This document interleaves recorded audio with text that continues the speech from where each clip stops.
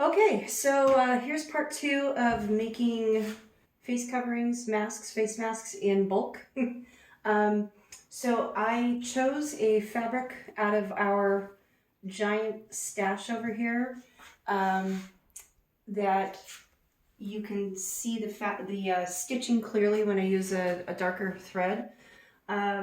So sewing basics, you're going to take the face of each fabric. This fabric, I don't know if you can see the difference here. I've already applied the fusible interfacing, which you just take a flour sack towel, dish towel, put it over it, press it on, and so there's your difference. So this side has the interfacing applied to it, and this is the face of the fabric. If you cannot find fabric, or interfacing that you press onto just one side, then you end up with 3 pieces that you're going to be stitching together, but the principle is still the same. And so what we're going to do, I intentionally chose 2 pieces of fabric that don't line up. Because of the way we're cutting to be fast, this will happen, or it'll be significantly crooked. And I just want to show you that that doesn't mean that your fabric is trash. So what happened with this is the pattern, the blue pattern with the bees is 1 inch longer than the yellow, and that's okay. It's really going to be all right.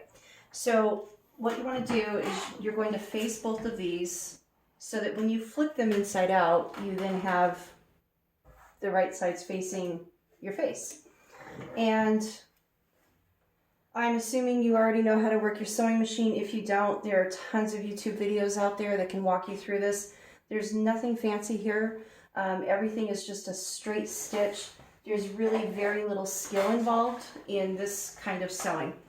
What you're going to do is start on one of the long edges, and you are going to bring it into your foot on this long edge at the start of it. You're going to leave an open pocket here so that you can get your hand in there to flip it out, and that'll get sealed up when we attach the bias tape ties. So I've got my thread in here. I'm going to bring this down. It's going to be kind of loud. You're going to leave a very small amount of seam allowance. So when I bring the presser foot down, you can see, hopefully it's kind of dark in there, but you can see there's very little fabric here coming out of the other side. And that will change when I get over to this end where the fabric doesn't line up. But for the most part, you really just want to use your presser foot as kind of your guide for your seam allowance. So I've got that down. We're going to stitch this up real quick. You want to make sure you back stitch it to seal it off. So I'm going to come to about here. I'm going to bring my needle down, open my my foot so I can spin it.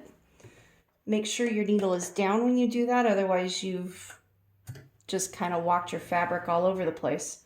And now I'm going to stitch through. So see how it doesn't line up here? Not a problem. You're just going to follow straight through.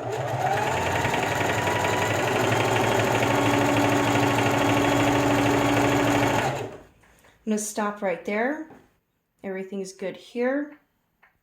Everything's happy there. Now I'm going to open my presser foot and flip it around again. So now this is the bottom, if you will, of the face mask.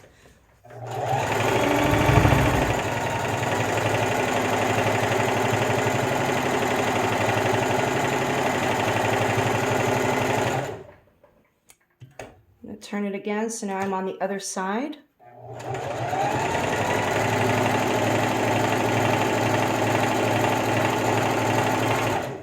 You want to eyeball it so you're roughly in the same space here at the top.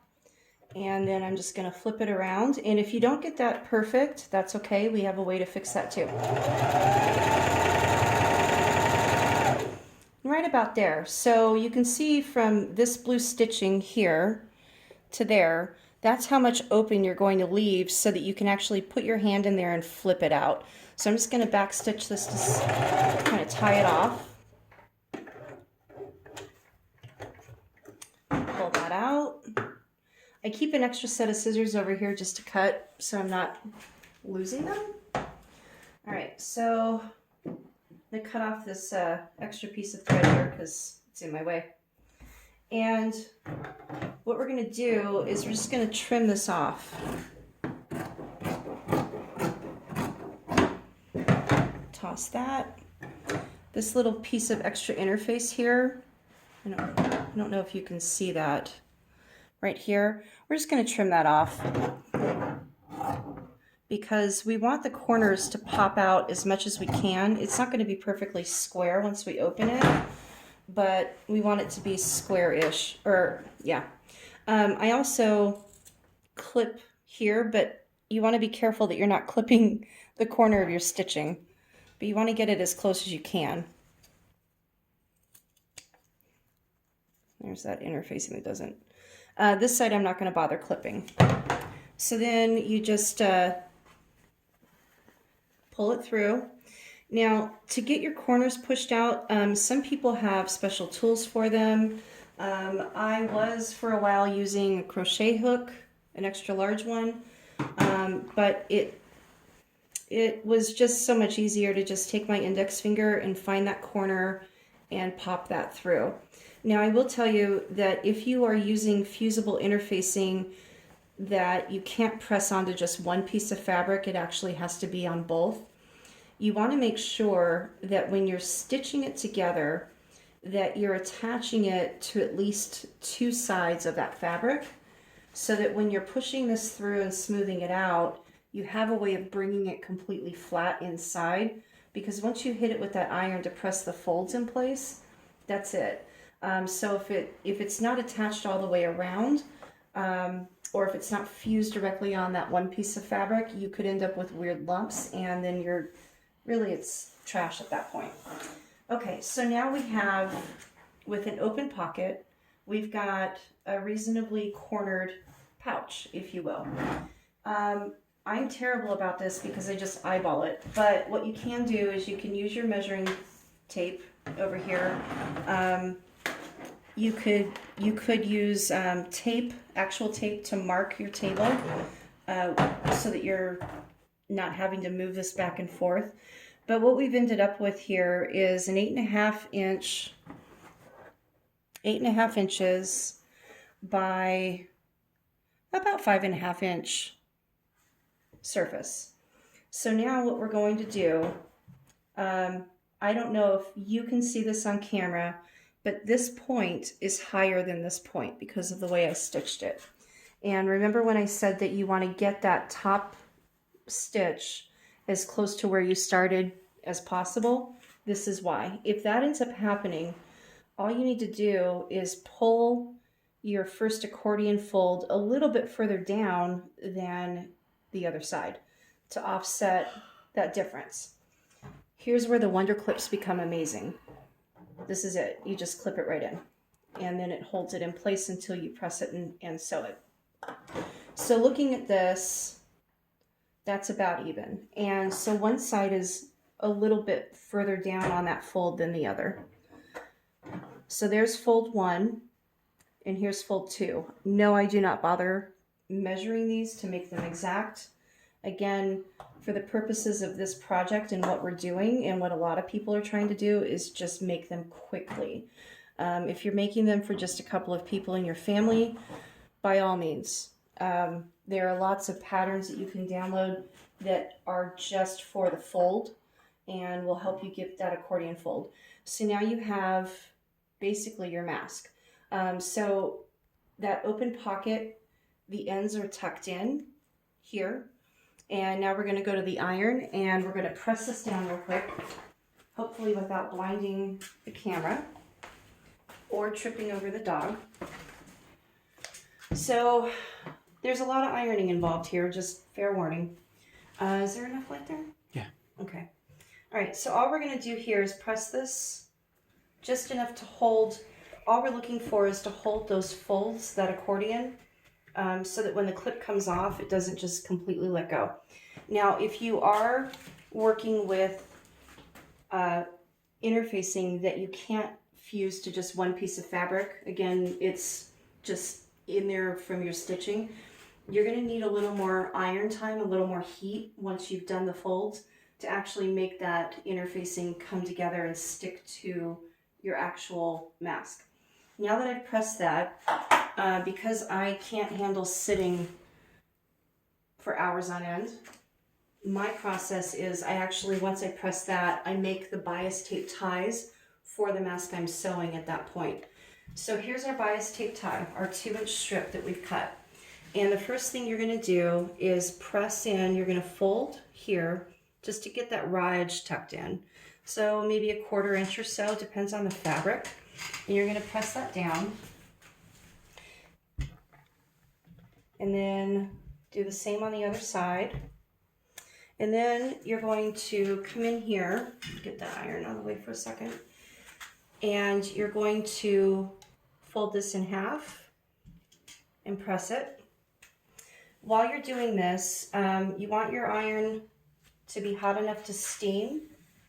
And as you're pressing, just hold your fabric down here. Don't pull it. If you're pulling it lengthwise like this, you'll actually stretch the fibers while you're hitting it with hot steam, and it will curl up on you, and it'll end up corkscrewing, which you can still use it for sewing, but it makes it harder to handle. Open that up. Fuzz everywhere. And then you're going to take that and fold it into a 1/4 and press that down the length. And again, trying not to really pull on it too tightly. Your strips aren't going to be perfectly straight, and that's okay, because at the end of it, you're going to have a nice clean edge from the center here where you've pressed it. And because I'm right-handed, I have to flip it because I can't. Mother-in-law knows what I'm talking about. Hi, Margie. All right, so then you take the other side and just do the same thing and just bring it on down. So you've now taken your 2-inch piece of fabric and brought it in to 1 inch.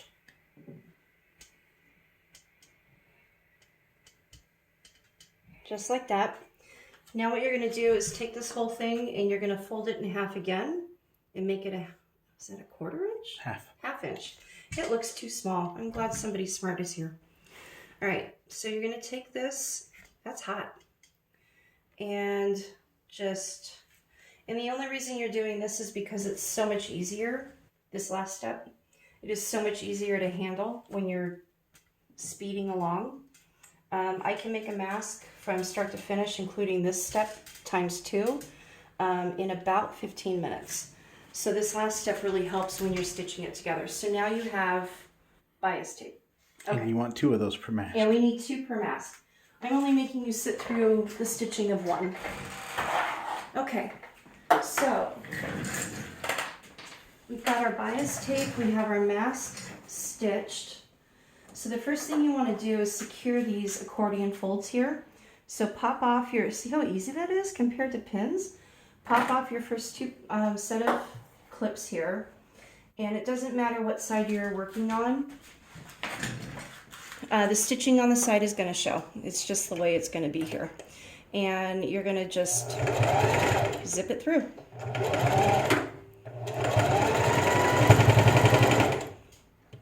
If that happens, bring your needle down, lift your foot, and kind of wiggle this because of the fold here.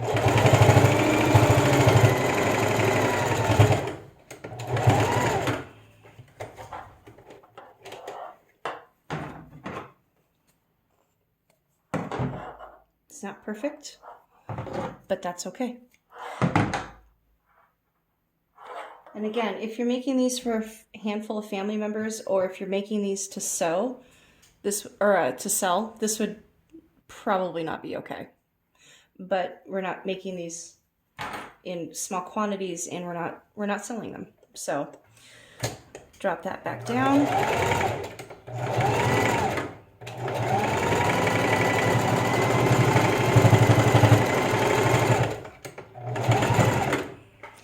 Okay, so if you really mess up here, and it's happened to me because I've been going really quickly, the fabric will get away from you, and before you know it, you've stitched and the whole fold has come undone. Take your seam ripper and just rip over the fold that messed up in a significant way. You don't have to rip the entire thread out. And then line up as best you can with your needle when you go in and refold it to go over the original stitching, so that you don't have, like, you know, stitching here and then stitching an inch down. Now with that open pocket here, we're going to take this, we're going to fold it in half to find the center. And this is just a rough center. You're going to take one of your bias tapes and you're going to do the same thing. You're going to fold it in half so that the open part, the folds, are facing you. Interfacing doesn't like it when things are folded. You're going to line those two up. So now you've got the center of your tape and the center of your mask. And you're just going to kind of open those together. Open up your bias tape just to that center seam, that last part that we ironed together. And you're going to tuck that in so that now the mask is nestled in on both sides. So you have the bias tape covering the back and the front. And again, this is where those clips come in so much easier than pins. I found that 3 is good, 1 right in the center and then 1 at each end.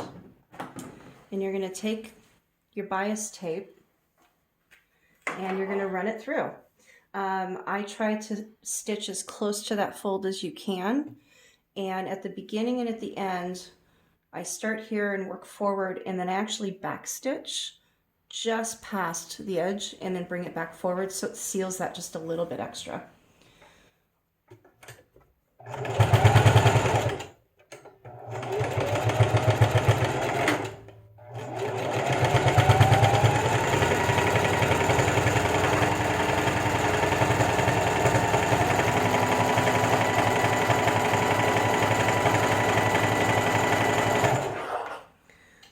If you're stitching along and your presser foot starts separating, see if I can get it to do it here.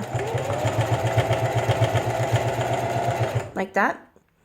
Use your manual dial here on the side of your sewing machine to bring your needle down so that it holds your stitching in place. Lift your presser foot to get the fabric back under and then keep going.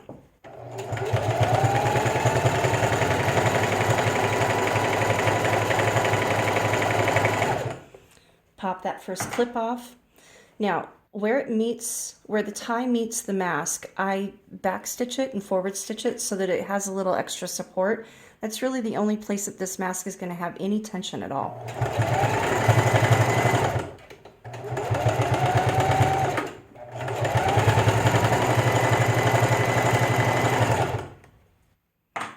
If once you get to this point you see a lot of bunching, unclip all 3 or the last 2 so that you can pull this out and smooth it.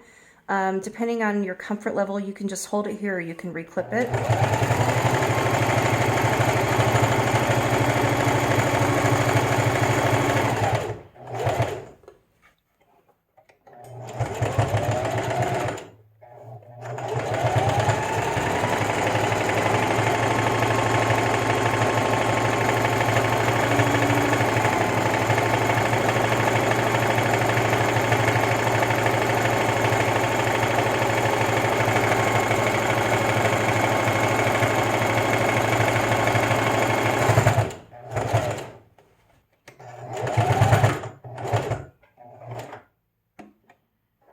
All right, so there is side 1 done.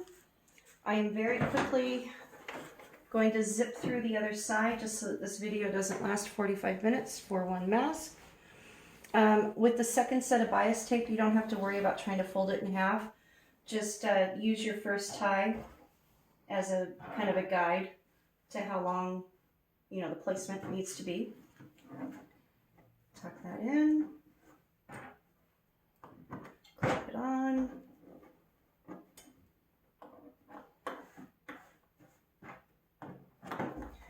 And stitch it up.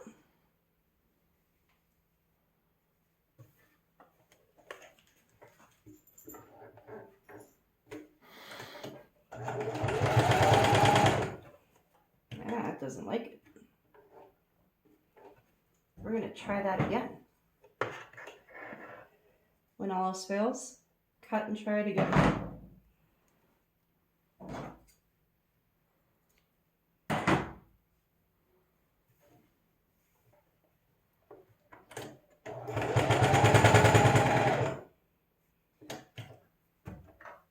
Possibly rethread.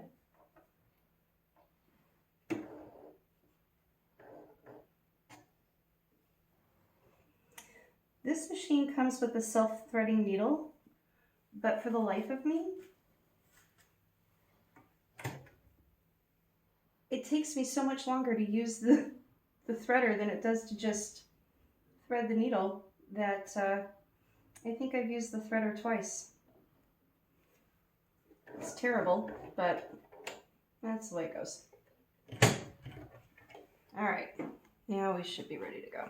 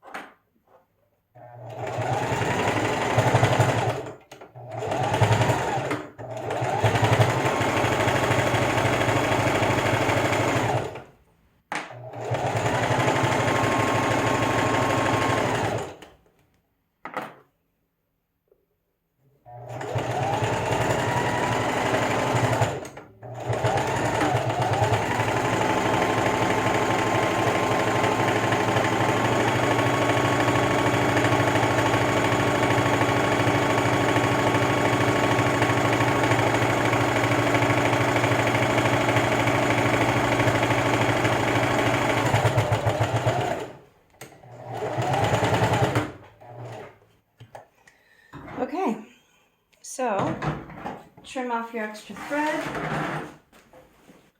and there's your mask.